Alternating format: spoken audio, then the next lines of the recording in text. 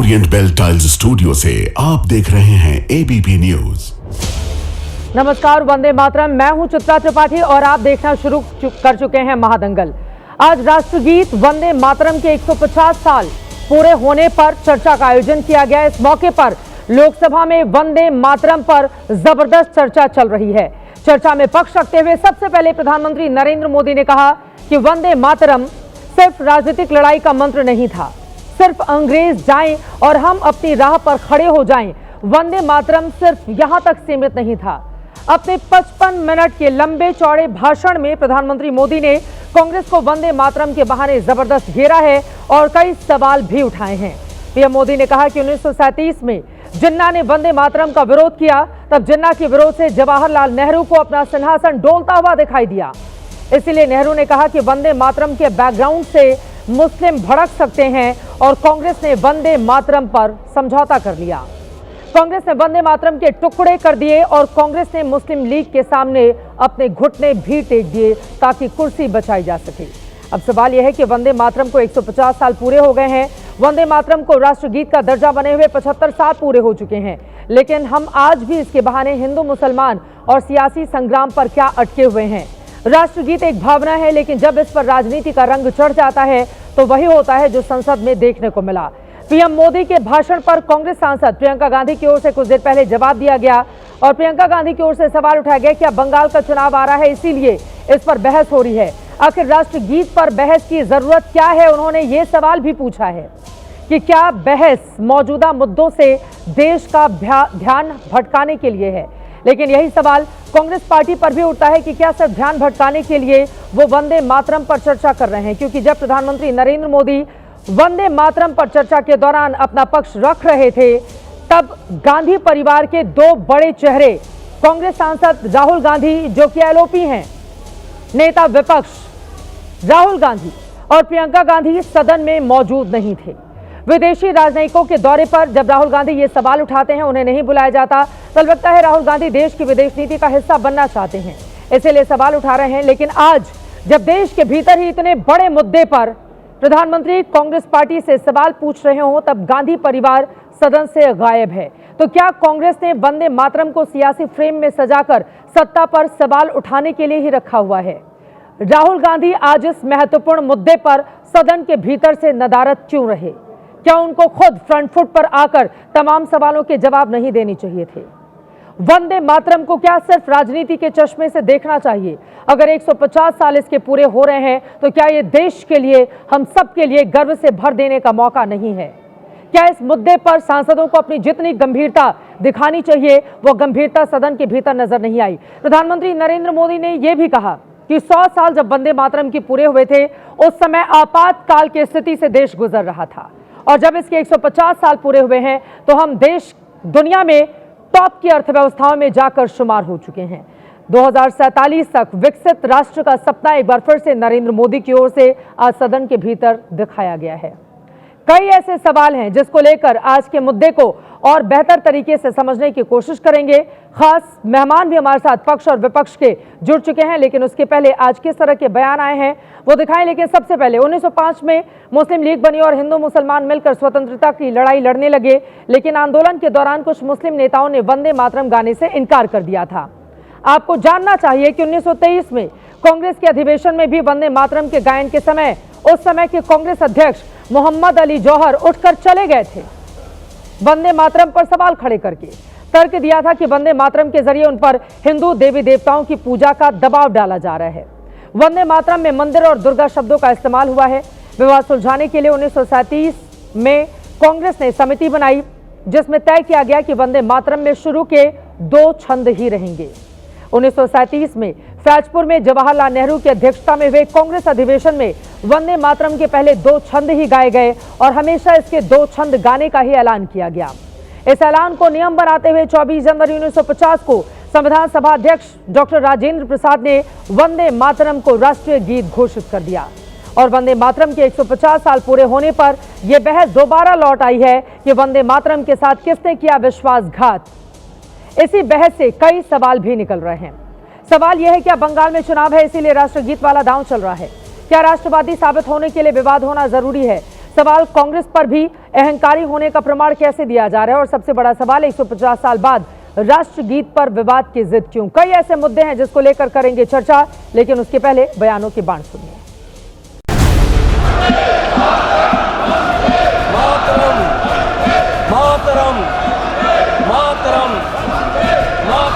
वंदे मातरम इतना महान था, जिसकी भावना इतनी महान थी, तो फिर पिछली सदी में इसके साथ इतना बड़ा अन्याय क्यों हुआ? वंदे मातरम के टुकड़े कर दिए। वंदे मातरम देश के कण कण में जीवित है, इस पर बहस नहीं हो सकती। जिनके वंशज, जिनके पार्टी के बड़े नेता, जिन्होंने वंदे मातरम को केवल 2 स्टैंजों तक सीमित कर दिया था तुष्टीकरण की राजनीति के लिए, जिन्ना को खुश करने के लिए, आज जिन्ना के मुन्ना को खुश करने में कुछ लोग लगे। अगर आपको लगता है कि वंदे मातरम के साथ कांग्रेस पार्टी ने उसको दुर्बल करने की एक साजिश की, तो मैं पूछना चाहता हूं कि आपने जब वंदे मातरम का जो मूल उद्देश्य था कि अंग्रेज और भारत छोड़ो, तो उस भारत छोड़ो के आंदोलन में आप लोग कहां थे? जो गाना जो हमारे लिए एक स्वतंत्रता संग्राम की चिंगारी बनकर उठा और जिसने पूरे ब्रिटिश एम्पायर को भस्म कर दिया, उसको आज उसका ड्यू मिल रहा है। सत्ता पक्ष के लोग के जो महापुरुष उनके नहीं हैं, उनको वो ओन करना चाहते हैं। जिस वंदे मातरम ने आज़ादी के आंदोलन में सबको जोड़ा, आज के दरारवादी लोग उसी से देश को तोड़ना चाहते हैं। देश के लिए जो गर्व का विषय होना चाहिए, जिस पर सभी के सुर एक जैसे होने चाहिए, जिस वंदे मातरम को लेकर इस देश ने आजादी की लड़ाई लड़ी, उस वंदे मातरम पर जब चर्चा होती है तो उसमें भी विरोध के स्वर क्यों सुनाई देते हैं। कई ऐसे मुद्दे हैं जिसको लेकर चर्चा करेंगे। खास मेहमानों की मौजूदगी है, उनका परिचय आपसे करवा देती हूं। प्रेम शुक्ला जी राष्ट्रीय प्रवक्ता भारतीय जनता पार्टी के हमारे साथ हैं। अभय दुबे जी राष्ट्रीय प्रवक्ता कांग्रेस पार्टी के हमारे साथ जुड़ चुके हैं। हमारे साथ आपको टीवी स्क्रीन पर दिखाई दे रहे हैं धीरेन्द्र कुमार मुन्ना जी, प्रवक्ता एलजेपीआर के हैं। और भी मेहमान जुड़ते हुए चले जाएंगे, लेकिन सबसे पहले प्रेम शुक्ला जी आपसे ही शुरुआत करते हुए, क्योंकि थोड़ी देर पहले प्रियंका गांधी ने कहा कि नेहरू ने जो बनाया आज वो बेचने का काम आपकी ओर से किया जा रहा है, आप संविधान सभा का अपमान कर रहे हैं, और भी मुद्दों पर घेरा है, ये कहते हुए कि ध्यान भटकाने के लिए इस तरह के मुद्दे लेकर आती है भारतीय जनता पार्टी। प्रेम शुक्ला जी, तो क्या प्रियंका वाड्रा ये चाहती हैं कि जब वंदे मातरम का 150वां वर्ष हो तो वंदे मातरम पर चर्चा ना हो? क्योंकि जब तो वंदे मातरम का 100वां वर्ष हुआ था, तब उनकी दादी श्रीमती इंदिरा गांधी ने लोकतंत्र का अपहरण करके आपातकाल ला दिया था। 100वें वर्ष में तो वंदे मातरम पर व्यापक चर्चा हो नहीं पाई, 150वें वर्ष में भी चर्चा नहीं हो, तो ये नेहरू से लेके प्रियंका वाड्रा तक वंदे मातरम का ये विरोध का, ये नेहरू गांधी मायनो परिवार का ये विरोध का कारण क्या है? क्या ये सत्य नहीं है कि वंदे मातरम के समग्र गायन को रोकने में श्रीमान जवाहरलाल नेहरू की भूमिका थी? क्या ये सत्य नहीं है कि वंदे मातरम के समग्र गायन का विरोध मुस्लिम नेताओं ने किया?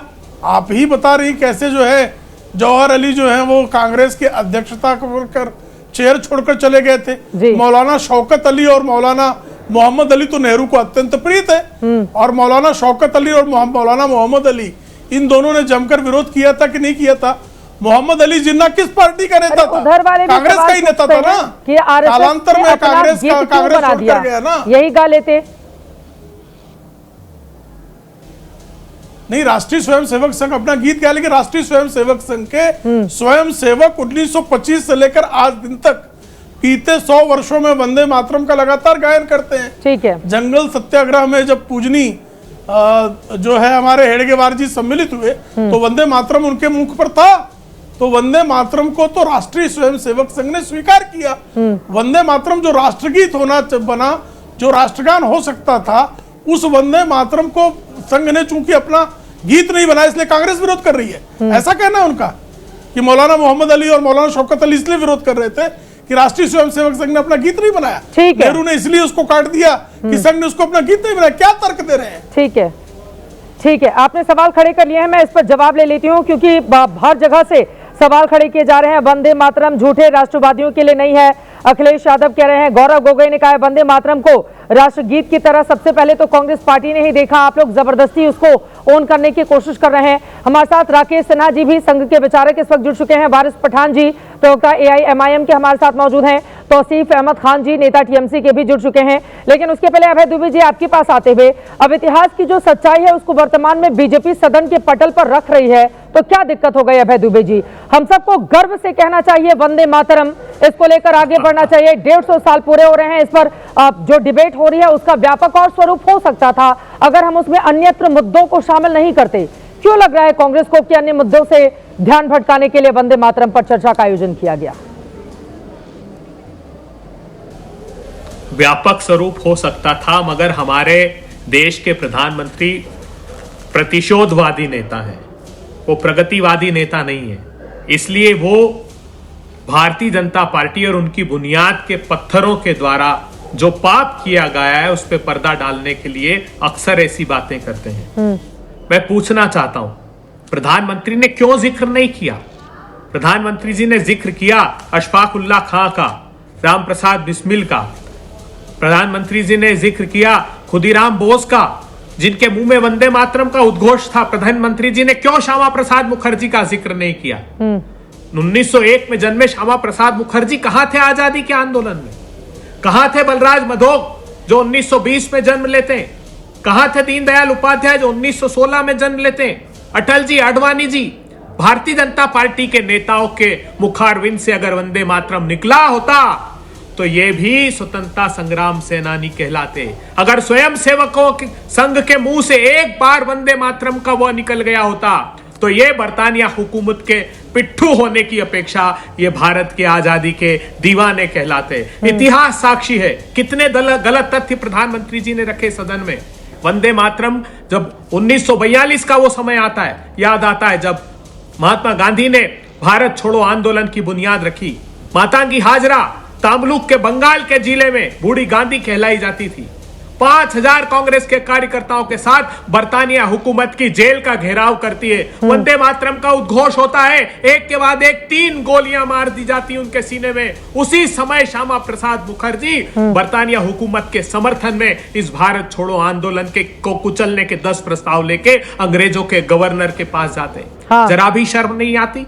कम से कम भारतीय जनता पार्टी आदरणीय रविन्द्रनाथ टैगोर जी का प्रधानमंत्री जी आदर कर लेते, जिन्होंने कहा सिलसिलेवार प्रियंका गांधी जी ने सदन में प्रधानमंत्री जी के झूठ को उजागर किया। उन्होंने कहा कि 17 अक्टूबर को स्वयं सबसे पहले सुभाष चंद्र बोस जी ने पंडित नेहरू को चिट्ठी लिखी, चिट्ठी का संदर्भ पढ़ के सुनाया कि कैसे 1937 में सुभाष चंद्र बोस जी ने कहा कि पंडित जी जब हम यहाँ अधिवेशन करेंगे उसके पहले आप टैगोर साहब से इस वंदे मातरम के संदर्भित विषय पर चर्चा करना। रविन्द्रनाथ टैगोर जी का उल्लेख किया कि पंडित जी की 25 अक्टूबर 1937 की चर्चा के बाद रविन्द्रनाथ टैगोर जी ने कहा कि कैसे कुछ सांप्रदायिक शक्तियां इसके खिलाफ भ्रम फैला रही है और हम जो 2 पंक्तियां इसकी है, जो 2 अंतरे हैं जो 1975 में लिखे गए, 1875 में, उसके 7 साल के अंतराल के बाद वो आनंद मठ में आया उसका उल्लेख। और बड़ी चतुराई से प्रधानमंत्री जी ने पंडित जवाहरलाल नेहरू जी की उस चिट्ठी में से ये बात छुपा दी, ये बात निकाल दी कि पंडित जी ने सबसे पहले ये लिखा कि कुछ सांप्रदायिक शक्तियां वैमनस्य का भाव वंदे मातरम के खिलाफ फैला रही है, मगर उस समय आजादी का आंदोलन हमारे लिए बेहद महत्वपूर्ण था और ये सारे नेता चाहते थे कि सांप्रदायिक सौहार्द रहे। इसलिए अंग्रेजों की बांटो राज करो की नीति में नहीं फंसना चाहते थे। प्रधानमंत्री जी आज आखिरी बात कहने दीजिए, आज आप वही काम कर रहे हैं जो बरतानिया की हुकूमत किया करती थी। वंदे मातरम किसमें निहित है प्रधानमंत्री जी? वंदे मातरम किसानों की आमदनी 27 रुपए कर देने में और अडानी की आमदनी 1600 रुपए रोज करोड़ रुपए रोज कर देने में निहित नहीं है प्रधानमंत्री जी। इस बेटियों की अस्मत को दिल्ली के दरवाजे पर तार तार किया गया आपकी सत्ता की सरपरस्ती में। यह वंदे मातरम नहीं है प्रधानमंत्री जी। प्रधानमंत्री जी 8000 करोड़ के इलेक्टोरल बॉन्ड का स्कैम वंदे मातरम नहीं है प्रधानमंत्री जी। भारत की भूभागी अस्मिता और अखंडता को जार जार करके चीन भारत की भूमि में घुस जाए, अरुणाचल को अपना हिस्सा बताए, ये वंदे मातरम नहीं है प्रधानमंत्री जी। अगर आज के कॉन्टेक्स्ट में वंदे मातरम है तो मुट्ठी भर लोग एक प्रतिशत लोगों के पास इस देश के 40% संसाधन चले। जब वंदे मातरम पर चर्चा हो रही थी, नेता विपक्ष जी कहां थे सदन से? अभय दुबे जी।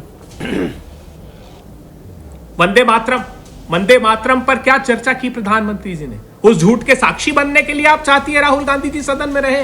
वो भ्रम जो हिंदुस्तान को फिर बांटने के क्रम में आगे बढ़ा है, वो प्रधानमंत्री जी आज भी दिवाली और रमजान और कब्रिस्तान में देश को बांट जितने अहम मौके, हाल के मौके पर हम सब ने देखे, आप चाहती है वहां से झूठ के राहुल साक्षी गांधी, बने राहुल गांधी। वहां पर राहुल गांधी नदारद रहे। वो देश के एलओपी हैं, उनको अपनी जिम्मेदारी समझनी होगी। वंदे मातरम पर चर्चा हो रही है, नरेंद्र मोदी पर चर्चा नहीं हो रही थी, वंदे मातरम पर चर्चा हो रही थी। और एलओपी हमारे देश के गायब हैं। अभय दुबे जी,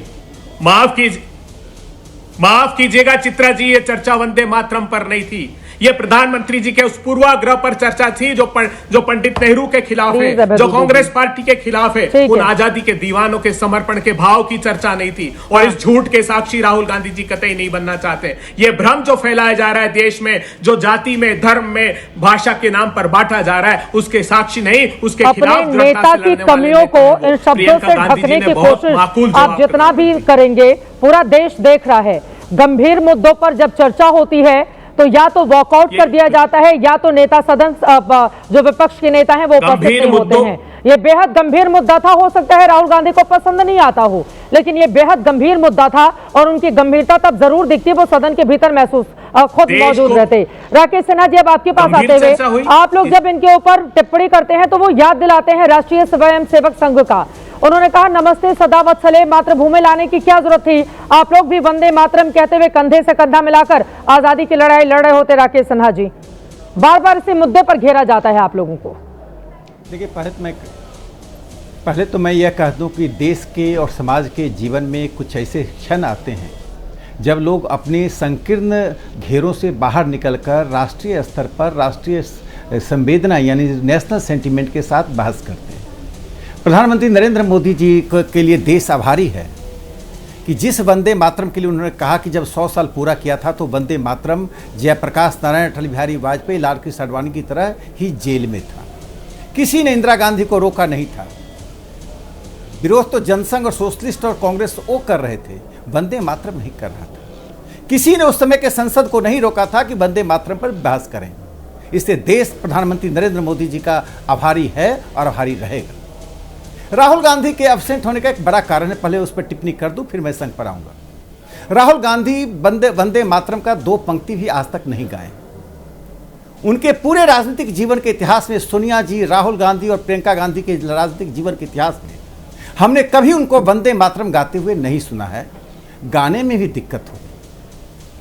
और राहुल गांधी को देखकर ही नेहरू ने, सुन लीजिए, राहुल गांधी को देखकर ही नेहरू ने, सोनिया गांधी को प्रेडिक्ट करके ही नेहरू ने वंदे मातरम राष्ट्रगान क्यों नहीं हो, वंदे मातरम राष्ट्रगान क्यों नहीं हो, जो नेहरू ने तर्क दिया वो भारत की 140 करोड़ जनता का अपमान नहीं है, पहले की पीढ़ी, आज की पीढ़ी या भविष्य की पीढ़ियों का अपमान है। नेहरू ने कहा सामान्य लोगों को वंदे मातरम का उच्चारण करना गलत होगा। बांग्ला और संस्कृत भाषा के प्रति इतनी दुर्भावना, क्या बांग्ला हम नहीं बोल सकते हैं?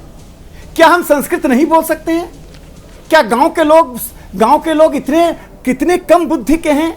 क्या उनके पास इतनी कम बौद्धिकता है कि वंदे मातरम का उच्चारण नहीं कर सकते? नेहरू का तर्क क्या था? ऑर्केस्ट्रा में इसका संगीत नहीं आ सकता है। नेहरू जी, भारत के संगीत, भारत के वाद्य तंत्रों की सीमाओं को तय मत कीजिए। उसे शिखंडी बनाकर आप वंदे मातरम प्रहार कर रहे थे। अब मैं संघ पर आता हूं। पूरे देश में वंदे मातरम के लिए यदि पहला तो त्याग हुआ वो राष्ट्रीय स्वयंसेवक संघ के संस्थापक डॉक्टर हेडगेवार ने किया।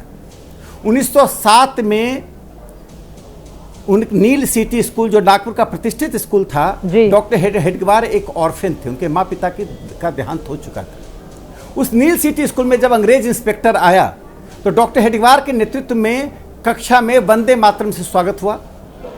बात आगे बढ़ी और डॉक्टर हेडगेवार सहित छात्रों को निकाल दिया गया। बड़े बड़े नेता जिसमें डॉक्टर BS मुंजे, जो हिंदू महासभा के बड़े नेता थे, जो डॉक्टर हेडगेवार को एक होनहार बच्चा समझते हैं, सब ने डॉक्टर हेडगेवार को समझाया। सब लोगों ने माफ़ी मांगी। एक ऐसा बच्चा जिसके माँ पिता नहीं हो, जिसके घर में भोजन नहीं हो, unprivileged by materialism but privileged by the patriotism, देशभक्ति से संपूर्ण डॉक्टर हेडगेवार ने कहा कि हम माफ़ी नहीं मांगेंगे और उनको स्कूल से निष्कासित कर दिया गया। तब से लेकर राष्ट्रीय स्वयंसेवक संघ वंदे मातरम को एक ऐसी प्रतिष्ठा के साथ देखता है जो एक युद्ध गीत नहीं, अब राष्ट्रगान होना चाहिए, यह राष्ट्रगान होना चाहिए। मैं युद्ध गीत क्यों कहता हूं चित्रा जी? 1905 में एक रिजले सर्कुलर निकला था। ये रिजले नाम के ऑफिसर ने चूंकि ये सर्कुलर निकाला था, इसलिए रिजले सर्कुलर था, जिसके आधार पर तिलक महाराज की जय और वंदे मातरम कहना एक क्रिमिनल ऑफेंस माना जाता था।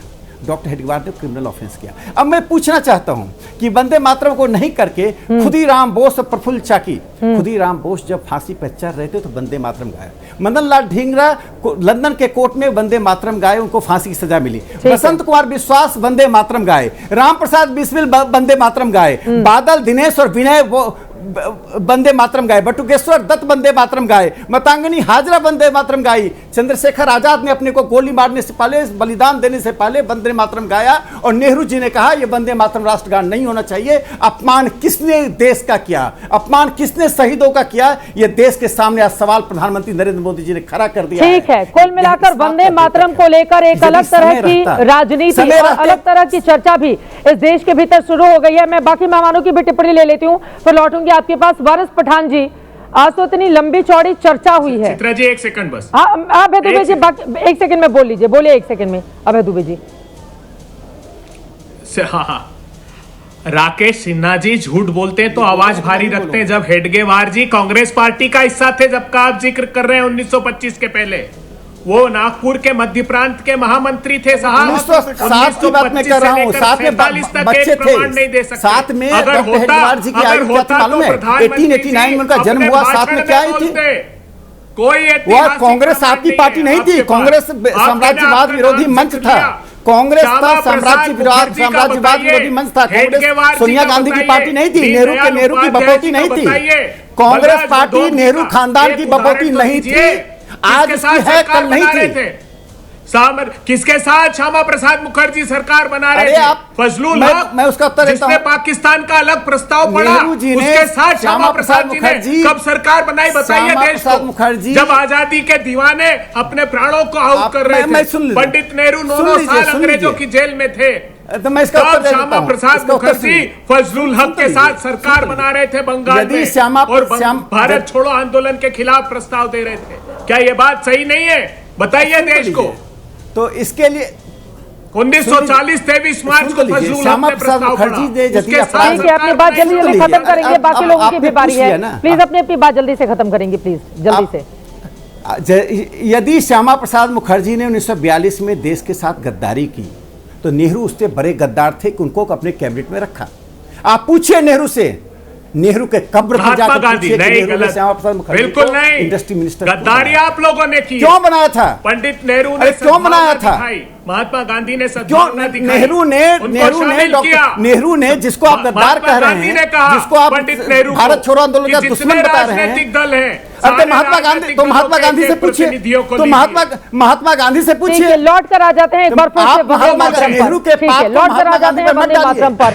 सदन के भीतर वैसे भी हमने देखा वंदे मातरम पर चर्चा के दौरान बहुत सारे दूसरे मुद्दे लाए गए, हम उससे नहीं भटकेंगे डिबेट में।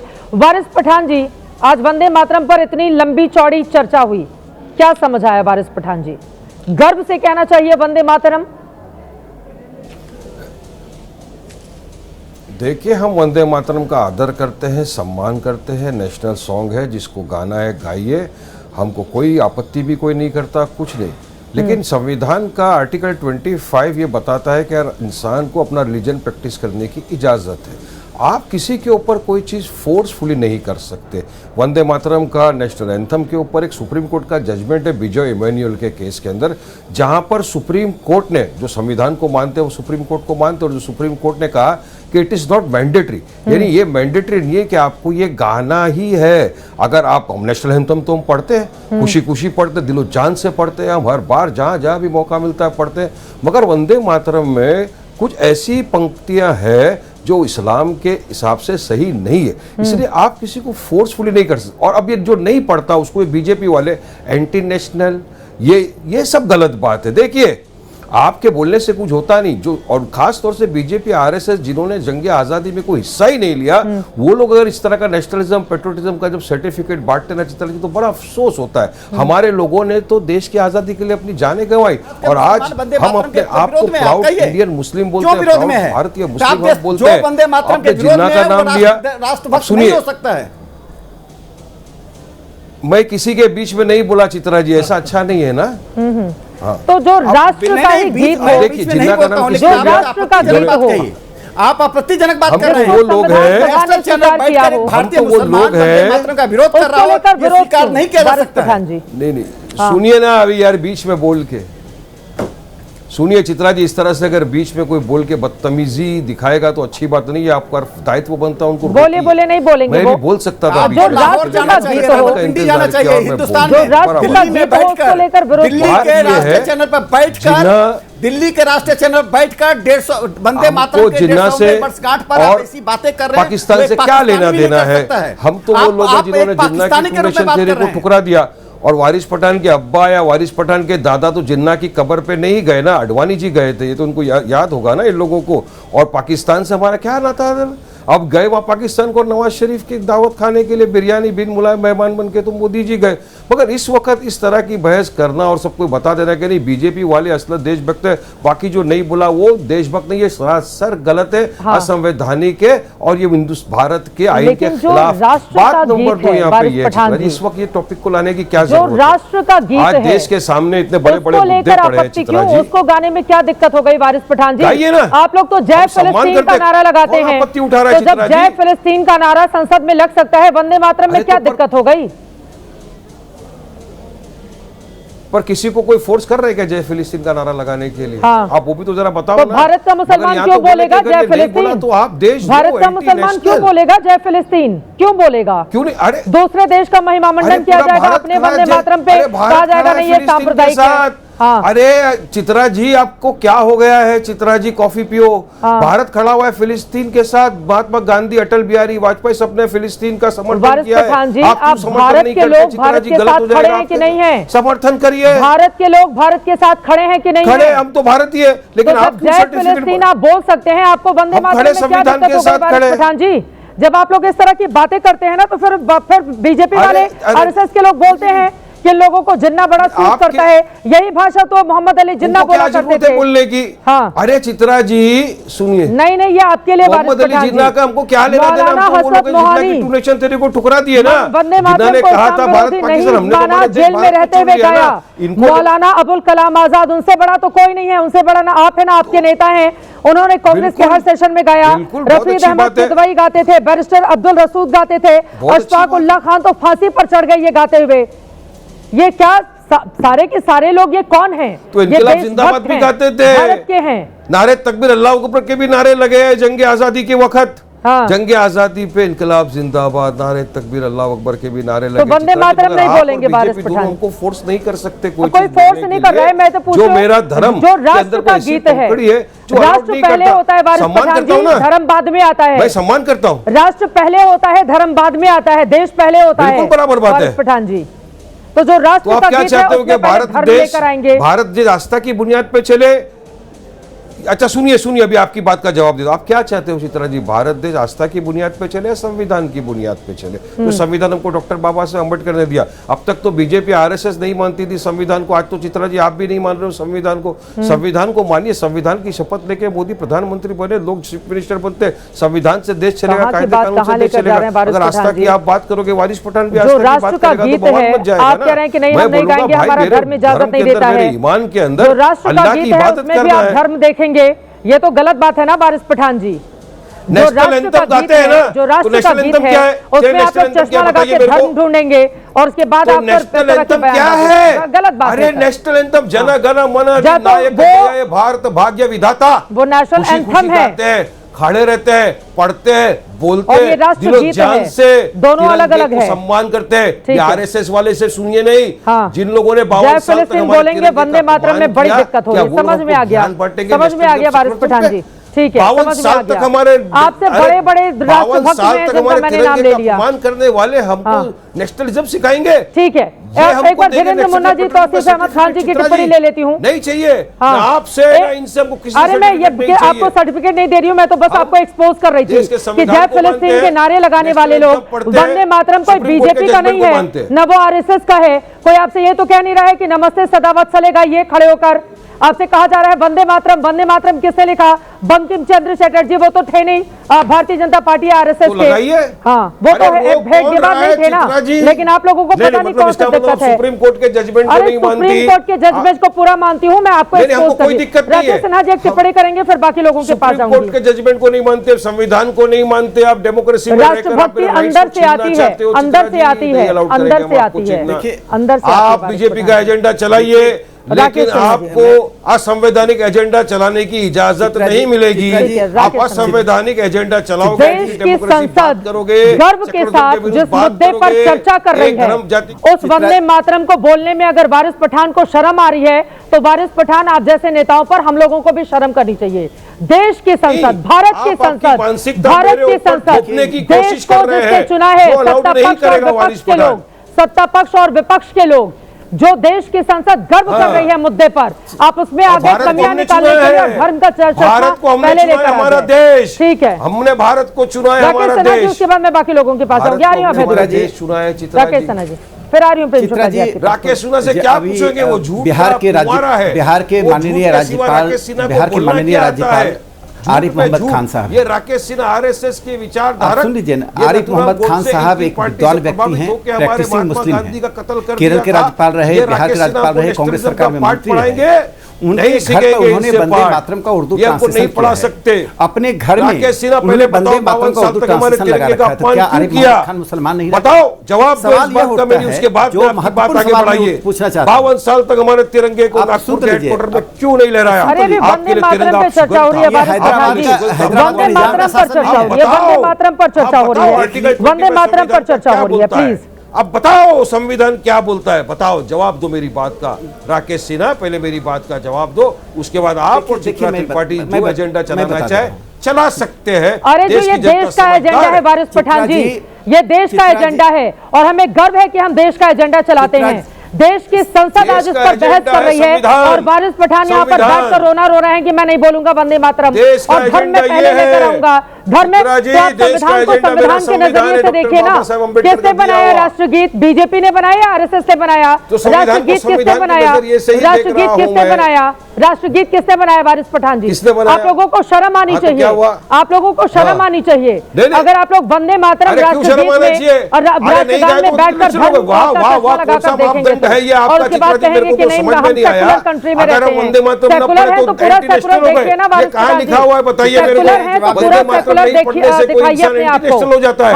अरे आप फोर्स कैसा कर सकते हो? आप फोर्स क्यों करते हो भाई? तो सम्मान करते, आदर करते हो वंदे मातरम का, लेकिन आप हमको जबरन नहीं कर सकते। आप संविधान की धज्जियां उड़ा रहे हैं चित्रा जी। आपको देश कभी माफ नहीं करेगा, आपको देश कभी माफ नहीं करेगा चित्रा जी। आपने पत्रकारिता छोड़ दी है और आप भाजपा के एक एजेंट बन के प्रवक्ता बन के आरटीआई के ऊपर डिबेट करा रहे हैं। इसका मुझे घोर आपत्ति है, मुझे घोर ऑब्जेक्शन है। आपको बोलना चाहिए वंदे मातरम, आप इस देश के अंदर रहते हैं, बोलना चाहिए वंदे मातरम।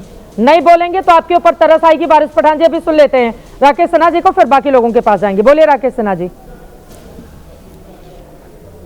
देखिए चित्रा जी, बहुत आसान है किसी एंकर को बीजेपी का एजेंट कह देना, कांग्रेस का एजेंट कह देना, और यह तो प्रेस की स्वतंत्रता पर सबसे बड़ा आघात है कि एक व्यक्ति जो एंकरिंग कर रहा है, जिसको अपनी बात रखने का अधिकार है, उसे किसी पार्टी के खांचे में डाल देना। ये जो लोग कर रहे हैं यूट्यूब में बैठकर और टीवी चैनल पर आकर, पहले प्रेस की स्वतंत्रता को समझ लें, तब ऐसी बात करें। तो बस 3 छोटी छोटी बातें मैं कहकर अपनी बात समाप्त करता हूँ। पहली बात, आरिफ मोहम्मद खान साहब का मैंने नाम लिया, जो बिहार के गवर्नर हैं। उन्होंने वंदे मातरम का उर्दू ट्रांसलेशन करके अपने घर में लगा रखा है। वो एक प्रैक्टिसिंग मुस्लिम है, उनकी विद्वता को सब कोई मानते हैं। तो सवाल उठता है कि हाँ, मौलाना आज़ाद आरिफ मोहम्मद खान की धारा चलेगी कि ये ओवैसी और वारिस पठान की धारा चलेगी? यदि भारत का मुसलमान वंदे मातरम से नफरत करता है या वंदे मातरम को नहीं गाता, तो मैं मान के चलूँगा उसका राष्ट्रवाद अधूरा है। वे भारत को भोग भूमि समझते हैं, भारत को पुण्य भूमि नहीं समझते हैं। हम भारत को माता मानते हैं, हम भारत को भोगने के लिए नहीं है, भारत को माता मानकर। और वंदे मातरम का पूरा सार ही यही है, तुम ही विद्या हो, तुम ही हमारी आत्मा हो, तुम ही सब कुछ हो, यह तुम्हारे प्रति समर्पण है। इसलिए मैं कहना चाहता हूं कि जब निजाम, हैदराबाद के निजाम ने वंदे मातरम गाने पर वहां के छात्रों को निकाल दिया था यूनिवर्सिटी से, तो डॉक्टर हेडगेवार ने 1937 में उन छात्रों को नागपुर में उनको एडमिशन दिलाने का, उनको नागपुर में रखने का काम किया। यही निजाम की संस्कृति को लेकर, इसी निजामवादी संस्कृति को लेकर चल रहा है। और अंतिम बात मैं कहना चाहता हूँ, इनको परहेज सिर्फ वंदे मातरम से ही नहीं है, भारत माता की जय से है, अशोक चक्र से है। जिस दिन इनको अवसर मिलेगा, जिस दिन हिंदू यहाँ अल्पमत में हो जाएगा, तिरंगा से अशोक चक्र हट जाएगा, वेद के वाक्य हट जाएंगे, ठीक है, सर्वांतः सुखाय की बातें हट जाएंगी। हाँ। एकम सत्यम विप्रा बहुधा वदन्ति, कोई नहीं बोलेगा। इतने दूर की वारिस पठान उसी धारा के नेतृत्व कर। एक बार धीरेन्द्र कुमार मुन्ना जी, तौसीफ अहमद खान जी की बात नहीं पाई। कितने लोगों ने वंदे मातरम बोलते हुए सीनों पे गोलियां खाई, जरा बता दो। धीरेन्द्र मुन्ना, चलो आजादी के धीरेन्द्र मुन्ना जी। चित्रा जी, हाँ, यह विषय जिस तरह से विवादास्पद बना रहे हैं वारिस पठान साहब, मुझे लगता है कि देश के लोग देख रहे हैं और यह विषय किसी दल का नहीं है, यह हमारे राष्ट्रीय एकता का प्रतीक है। यह साधारण वाक्य नहीं है, और अगर यह साधारण वाक्य पर आपत्ति होती तो अटल बिहारी वाजपेयी जी ने 1971 युद्ध के बाद राज्यसभा में बोला था, राकेश जी को पता होगा, कि दुर्गा के जैसी ये असुरों का वध किया है। तब तो उनको दुर्गा की उपाधि दी गई थी। तब कांग्रेस के लोग तो बहुत महिमा मंडित कर रहे थे श्रीमती गांधी को। उस समय तो उनको नहीं लग रहा था कि किसी देवी देवता के नाम से महिमा मंडन हो रहा है। आपत्ति तब उठानी चाहिए था, या आज तक कांग्रेस के किसी लोगों ने नहीं कहा है। भाई ये साधारण चीज नहीं है ना। जब लिखी गई थी ये गाना, और कब जिन्ना को मना किया गया था कि आप कोई ऐसा गीत नहीं लिखे जिससे राष्ट्रभक्ति का जोश बढ़े? नहीं लिखा ना। अगर जब लिखी गई गीत से इतनी बड़ी आजादी मिली है तो क्या हम लोगों को बताए नहीं? 150 वर्ष पहले जो गीत लिखा गया, जिसने गा गा के हमारे कई लोगों ने बलिदान दिया, और आज देश की आजादी को हम लोग उसको जी रहे हैं पूरे विश्व में। आज हमारा अरे तो कहा जा रहा है आप लोग थोपने का काम कर रहे हैं। धीरेन्द्र मुन्ना जी, आप लोगों के ऊपर आरोप लग रहा है कि आप थोपने का काम कर रहे हैं। राष्ट्रवाद तो अंदर भीतर से आता है ना, वो क्रिएट तो किया नहीं जा सकता है। तो क्या सरकार थोप रही है इसे? बिल्कुल नहीं थोप रही। मैं 2 मिनट सुन लीजिए ना। जब धरती को माँ हम मानते हैं तो उन्हीं की वंदना तो कर रहे हैं। कहाँ हम कह रहे हैं कि आप तो बाकी को, किसी की माँ को नहीं माँ मानने वाले लोग हैं। प्रधानमंत्री जी की माता जी को माता नहीं मानते हैं। वंदे मातरम कांग्रेसी लोग बोलना नहीं चाहते। कांग्रेस आए तो कांग्रेस, पुराने कांग्रेस के समय में लिखी गई थी, तब ये हुआ है, इसको माना जा सकता है। आज प्रियंका गांधी, गौरव गोगोई इतनी तारीफ कर रहे थे, आप कह रहे हैं वो लोग मान नहीं रहे हैं। अब धीरेन्द्र मुन्ना, इतना भी नहीं जाना है कटाक्ष करते हुए। हाँ, तथा कथित सेकुलरिज्म शब्द जब संविधान में लाया गया, कांग्रेस के बाद से कांग्रेस आई, कांग्रेस सोनिया, कांग्रेस राजीव, कांग्रेस राहुल, ये सब करते करते वंदे मातरम का भी ये लोग समाप्त करना चाहते हैं, जो उसके मूल स्वरूप को है। आज ये वंदे मातरम कहने में शर्म करते हैं, लेकिन वंदे माता रोम कहने में इनको बहुत गर्व महसूस होता है। कौन बोल रहा है वंदे माता रोम? ये कांग्रेस के लिए गर्व का विषय हो सकता है, मैं भी सम्मान कर सकता हूं, लेकिन ये जिस गीत ने पूरे मेरे देश की एकता को बनाए रखा है, जिस गीत ने मुझे आजादी दी है, आज ये मेरे लिए चर्चा का ही विषय नहीं है। इसको एक किताब, पाठ्य पुस्तकों में इसको आना चाहिए। और मैं तो कहता हूं कि हर एक जगह मैंडेटरी होना चाहिए। भाई, ये जब लिखा गया था तब इसको हिंदू, मुस्लिम, सिख, ईसाई समझ के नहीं लिखा गया था, और सभी लोगों ने इसका साथ दिया था। तब कहां भी हुआ था जब ये लिखा गया था। आज इस पर राजनीति कांग्रेस पार्टी और विपक्ष के लोग कर रहे हैं। लेकिन जब मुस्लिम लीग ने इसका विरोध, ये सही बात है कि मुस्लिम लीग के विरोध के पहले इसको लेकर इतनी मुखालफत नहीं देखी गई, लेकिन मुस्लिम लीग जो अपने एजेंडे को आगे बढ़ाने के लिए पॉलिटिकल जब उसने जन्म लिया, उसके बाद इसको लेकर लगातार विरोध व्यापक होता हुआ चला गया। ये बिल्कुल सही बात है। मैं तौसीफ अहमद खान जी बहुत देर से हमारे साथ जुड़े हुए हैं। तौसीफ साहब, अब सीधे आपके पास आते हुए, मतलब तौसीफ अहमद खान तो गर्व से बोलेंगे ना वंदे मातरम?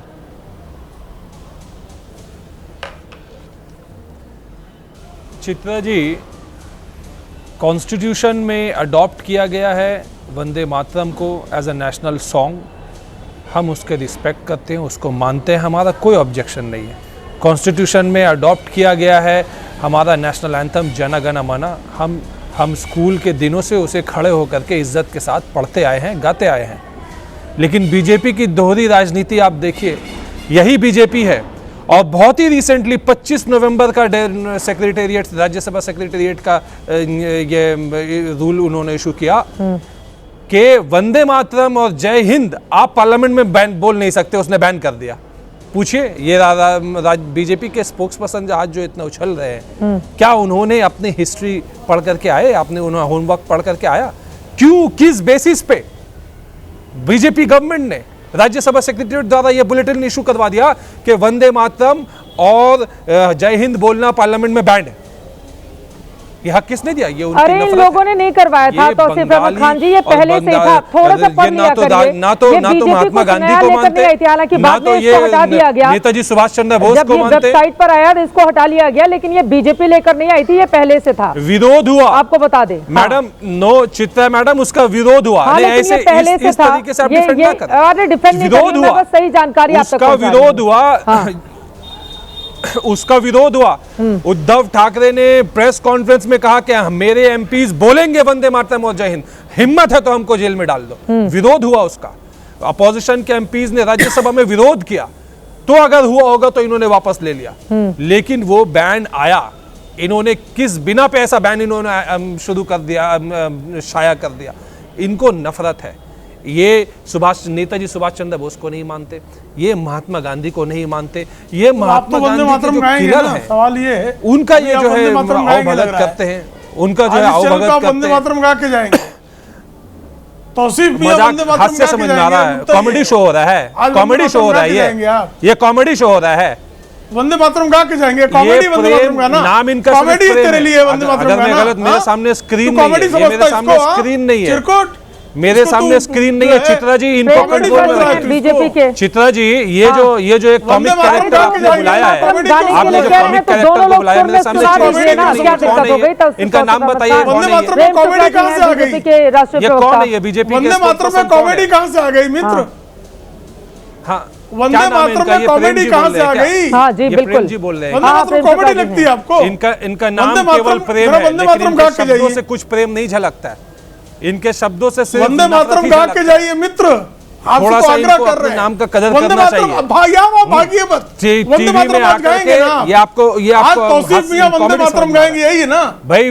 राज्यसभा में आपने बुलेटिन निकाला, वंदे मातरम गाएंगे। बंगाल के लोग तो बहुत वंदे मातरम गाएंगे। बंगाल के लोग तो और ज्यादा फोकस से गाते हैं। वहां पर तो ये भेद नहीं होता जो वारिस पठान यहाँ पर सुना रहे हैं। आपको बंगाल का गौरव प्रस्तुत कीजिए, बंगाल का गौरव प्रस्तुत कीजिए। बंद करा देना चाहिए आपको प्रेम शुक्ला का गौरव प्रस्तुत कीजिए। वंदे मातरम गाइए। प्रेम शुक्ला जी पूरा गा दीजिए आप। वंदे मातरम गाइए। प्रेम शुक्ला आप फीडर बंद कर देंगे, उनका आवाज बंद हो जाएगा। आपने अलाउ करके रखा है कि वो जो है पूरा आप सुना के जाइए। याद है कि बंद करा दीजिए, प्रेम शुक्ला बंद कर दिया जाए। वंदे मातरम का सुनाएंगे नहीं। आपको याद है प्रेम शुक्ला जी पूरा? ये मेरा फीडर बंद कीजिए, लेकिन वंदे मातरम नहीं गाएंगे। आपको याद है प्रेम शुक्ला तो नहीं, लेकिन दो अंतरे जरूर याद है मुझे। हाँ, दो हमने पूरा वंदे मातरम तो नहीं याद है, लेकिन दो अंतरे याद है। हम पूरा कठिन भी है यकीनन। और दो अंतरे आप भी अपने टेलीविजन की स्क्रीन पे चला रही हैं। हाँ, तौसीफ अहमद खान जी जल्दी से क्लोजिंग कमेंट प्लीज। देखिए, आज जो चर्चा हो रही है वंदे मातरम पे, ये बीजेपी की मजबूरी है कि उन्हें ये करना पड़ा, और ये वेलकम डिसीजन है। ममता बनर्जी ने इसको खुलेआम भी वंदे मातरम गाएंगे कि नहीं गाएंगे करिए, क्योंकि इन्हें बीजेपी को बंगाल की हिस्ट्री नहीं मालूम वंदे मातरम गाएंगे। ये बीजेपी को बंगाल की हिस्ट्री नहीं मालूम है। न रविंद्रनाथ टैगोर के बारे में जानते हैं, न बंकिम चंद्र के बारे में जानते हैं, न नेताजी सुभाष चंद्र को ये मानते हैं। ये तो अपनी ही राग अलापते हैं। ये वो लोग हैं जिन्होंने महात्मा गांधी के साथ धोखा किया, फ्रीडम फाइटर्स के साथ इन्होंने धोखा किया। ये वो लोग हैं जब महात्मा गांधी ने भारत छोड़ो आंदोलन स्टार्ट किया, ये घर में बैठ गए। ठीक है, ये अंग्रेजों। तमाम मेहमानों का बहुत धन्यवाद हमारे साथ चर्चा का हिस्सा बनने के लिए। वंदे मातरम तो फख्र से गाया जाना चाहिए, ये देश का राष्ट्रगीत है। ये किसी के घर की चीज नहीं है, ना किसी पार्टी से इसका सीधा ताल्लुक है। और संविधान सभा ने इसको राष्ट्रगीत बनाया। अगर उस पर भी इस देश के कुछ हिस्सों में कुछ ऐसे चेहरे हैं, वारिस पठान और उनकी पार्टी जैसे, जो इस मुद्दे को लेकर भी अपनी सियासत गरमाएंगे, तो यकीनन संविधान को लेकर उनकी सोच भी गलत है और इसी को सुधारे जाने की जरूरत है। और इसी वजह से इतनी लंबी चौड़ी चर्चा, ताकि जिस किसी को वंदे मातरम पर भ्रम है, जो चर्चा इस वक्त संसद में हो रही है, उसके जरिए अपने भ्रम को वो कम से कम दूर कर सके। इसी उम्मीद के साथ अभी के लिए दीजिए इजाजत। देश और दुनिया की तमाम खबरों के लिए आप देखते रहिए एबीपी न्यूज।